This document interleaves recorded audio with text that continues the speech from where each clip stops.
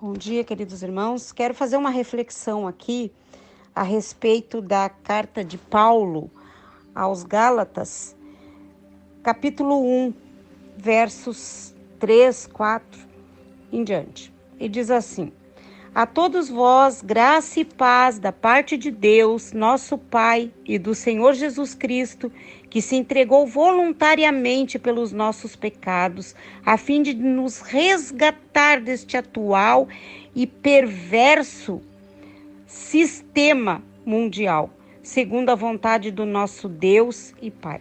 Deus quer nos resgatar desse sistema mundial. Só há um evangelho. E no verso 6 ele diz: Estou chocado de que estáis vós desviando tão depressa daquele que vos chamou pela graça de Cristo para seguirem outro evangelho, que na verdade não é o evangelho. O que acontece é que algumas pessoas vos estão confundindo com o objetivo de corromper o evangelho de Cristo. Contudo, ainda que a nós mesmos venha um anjo do céu e vos anuncie um evangelho diferente daquele que vos pregamos, seja considerado maldito. Anátema quer dizer maldito. Paulo reafirma que o cerne do evangelho, a morte expiatória de Cristo em nosso lugar, cujo poder nos tira das garras desse sistema mundial corrupto e corruptor e nos posiciona no reino de Deus. Colossenses 1, verso 13 nos diz: Ele nos resgatou do domínio das trevas e nos transportou para o reino do seu Filho amado, em que temos a plena redenção por meio do seu sangue, isto é, o perdão de todos os nossos pecados. O que é que nos perdoa, irmãos? É a lei? Não. O que nos perdoa é Cristo Jesus, através do seu sangue derramado por nós. Ainda nos versos 18 e 20, ele diz: Ele é o cabeça do corpo. Isso significa o corpo, a igreja. Cristo, cabeça. As coisas, ele diz aqui, por intermédio dele reconciliasse todas as coisas consigo, tanto as que estão na terra quanto as que estão no céu, estabelecendo paz pelo seu sangue vertido na cruz. Através da morte de Cristo na cruz, ele reconciliou o mundo, ele reconciliou-nos no Pai, né? Nos dando paz, Então nós podemos ter paz, queridos irmãos.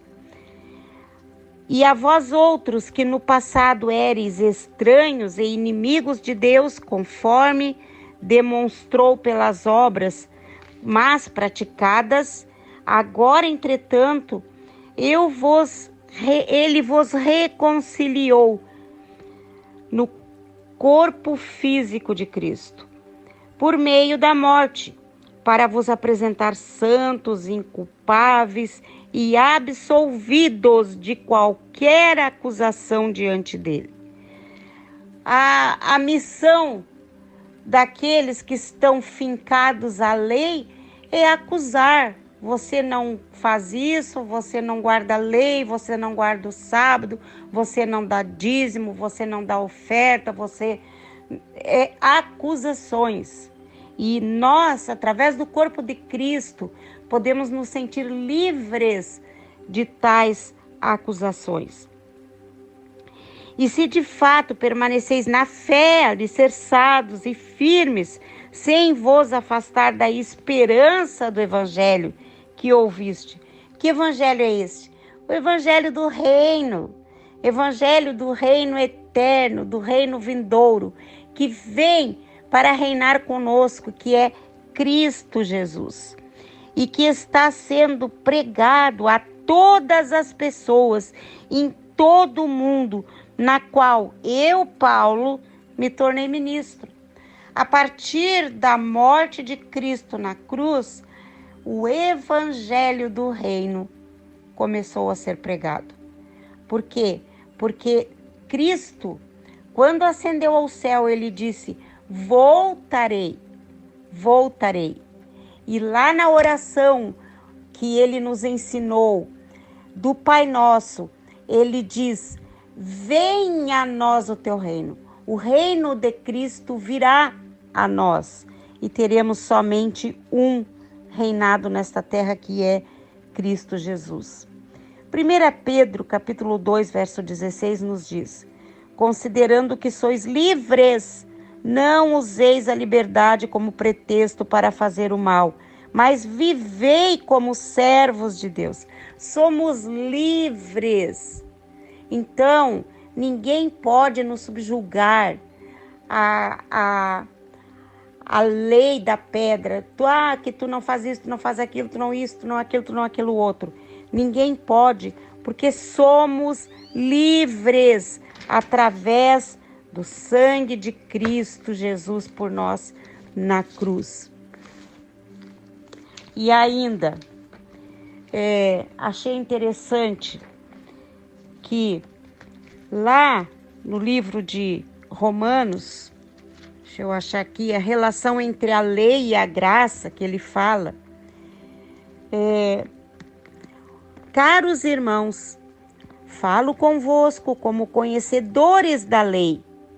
Acaso não sabeis que a lei tem autoridade sobre uma pessoa apenas quando ela vive? Por exemplo, aí aqui ele cita o exemplo, da mulher, enquanto ela é casada, ela se submete ao marido. Depois que o marido morre, ela está livre para se casar de novo, Então ele diz lá no Romanos capítulo 7, que eu estou lendo: é assim também vós, meus irmãos, morrestes quanto à lei mediante ao corpo de Cristo, para pertencerdes a outro, aquele que ressuscitou dentre os mortos, a fim de que frutifiquemos para Deus. Entende, irmãos? Antes, o povo estava subjugado a uma lei de pedra, porque ele estava escravizado do mundo, escravizado dos faraós deste mundo. Quando Cristo veio, morreu, ressuscitou, Então, o que ele fez? Ele nos libertou desta lei. E agora, Cristo, nos faz livres através do seu sangue, mediante o corpo de Cristo. Nós pertencemos a Cristo, ao Evangelho de Cristo, pois quando éramos dominados pela natureza pecaminosa, as paixões dos pecados instigadas pela própria lei agiam livremente no nosso corpo, de maneira que dávamos frutos para a morte. Mas agora fomos libertos da lei. Verso 6.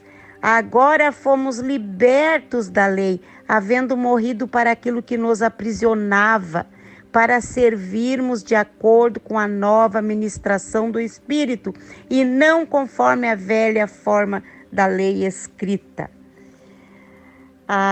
É incrível, porque a lei escrita na pedra, ela apontava pecado, pecado, pecado, pecado.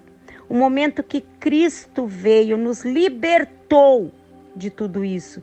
E agora nós somos ministrados pelo Espírito de Cristo. E vivendo conforme o Espírito de Cristo, não somos acusados. Por quê? Porque ele já morreu pelos nossos pecados.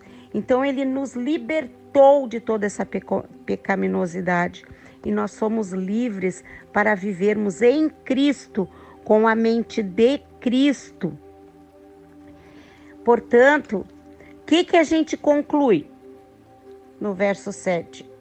A lei é pecado de forma alguma. De forma alguma a lei é pecado.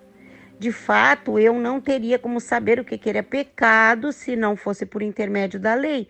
Porquanto, na realidade, eu não haveria conhecido a cobiça.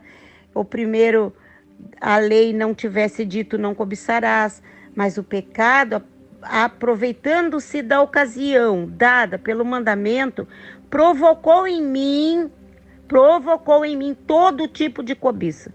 Por quê? Onde não há lei, o pecado está morto. Antes eu vivia sem lei, mas quando veio o mandamento, o pecado viveu dentro de mim e eu fui ferido de morte. Paulo aqui faz uma análise da própria experiência da vida dele, ao mesmo tempo em que considera a existência de todos os homens a partir do seu conhecimento atual da graça divina em Cristo Jesus. Antes de se dar conta de que a lei existia com tamanho vigor, poder, rigidez e de que estava condenado à morte, aquele menino Paulo vivia alegre, feliz, em paz. Com a chegada desses cerimoniais judaicos, de judaísmo, que aquele jovem agora com 13 anos passa a ser responsável pelo cumprimento da lei, bem como na vida adulta, quando as demandas do seu veículo com os fariseus amadurecem suas convicções legais, institucionais e, por fim, quando seu encontro com Cristo, pelo fato que determinou a sua conversão, Paulo chegou à conclusão de que estava morto, porque o salário do pecado é a morte. E o que aconteceu na prática foi que a lei veio a ser a via de acesso do pecado de Paulo, tanto na experiência de Paulo quanto para toda a humanidade. Em vez de conceder vida, a lei produziu condenação. Em lugar de promover a santidade, provocou pecado. Todavia, a responsabilidade pelo pecado não está na lei, uma vez que ela foi criada por Deus para ajudar os seres humanos a ordenar suas prioridades, identificar o certo, o errado, o bem, o mal, e a viver em paz e fraternidade uns com os outros. Portanto, nesse sentido, a lei é santa, justa e boa. O pecado e o seu pai, o diabo, usaram a santa lei de Deus para a finalidade ímpia, que é a morte. E este fato revela quão desprezíveis são o nosso inimigo e as suas artimanhas. Paulo fala da própria intimidade de sua alma, de suas lutas como homem, como cristão, e com o tempo em que se refere a um conflito comum a todos os seres humanos. Até mesmo o crente mais santificado tem dentro de si a semente da rebelião que herdou de Adão, o qual vem sendo explorado pelo diabo, que geralmente em geração, desde a queda. Agora, Paulo é eloquente quando ele usa a expressão fui vendido como escravo ao pecado, para retratar como a semente da rebelião, né, que vem ali para retratar como queda. Como todos nós passamos pela experiência de ser subjugados pelo poder deste mundo e do pecado. Todos nós estamos subjugados pelas acusações das pessoas, pelo sistema mundial, porque nós não nos achamos aptos de nos libertar, de nos tornarmos livres pelo sangue de Cristo.